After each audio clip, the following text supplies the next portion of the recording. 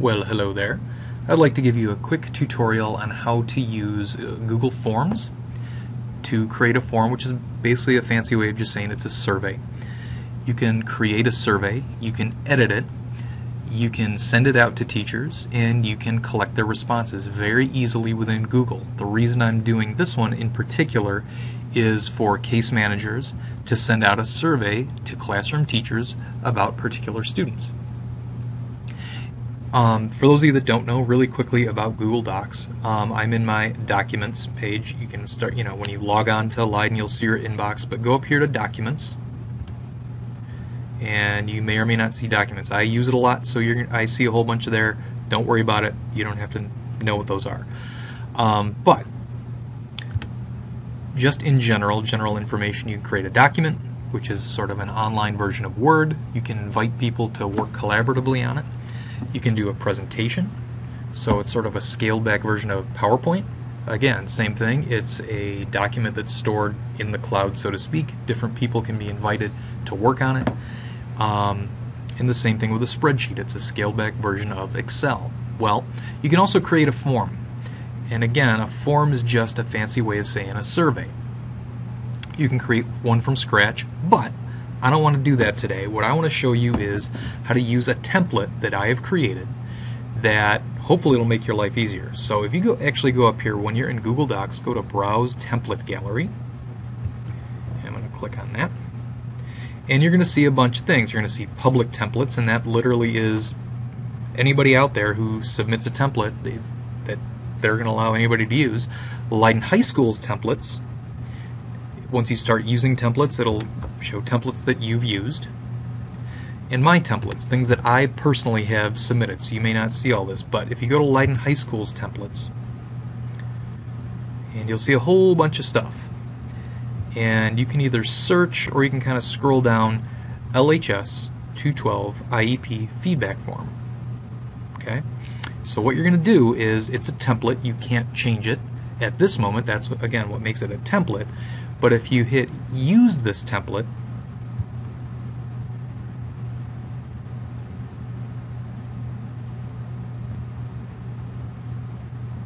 there it is. Those are the general fields for the form. Now from here you can edit a few things, but I just want to show you what's on there. The IEP feedback form, that's the title. I'd like you ultimately to put the student name right there. There's a couple more little fields, but I just want to scroll down to show you what's in there. The teacher name, you're ultimately going to send it to classroom teachers, the class that they teach, classroom behavior, and they're going to get to rate a little bit on that student, or give you some feedback on that student, how they participate, listen, communicate, how they work with peers, and their attitude. And they can write little notes in there. Their preparation, same thing. They can kind of rate whether they bring material to class, whether their homework is complete, their classwork is done, or they work independently. They can write some notes about preparation.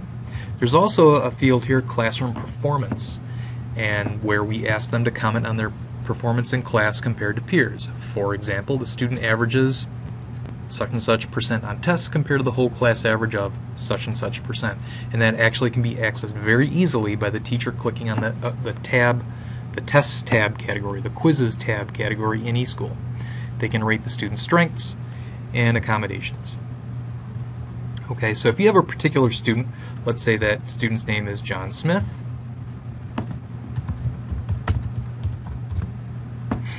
and it says the IEP meeting for the student is on, let's say it's 11:03.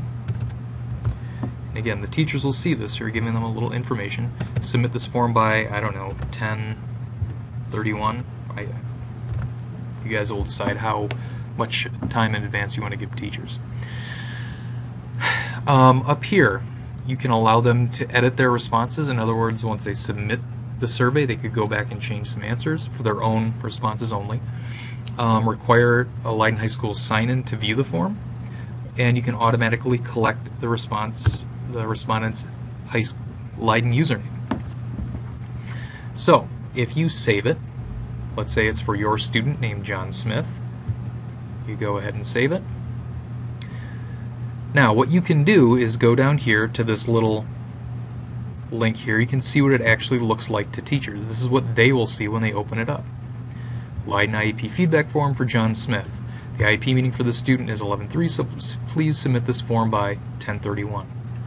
Okay. They can their name, the class. They can click the radio buttons, and they can fill in the form and submit. So that's essentially what it looks like when you send it out.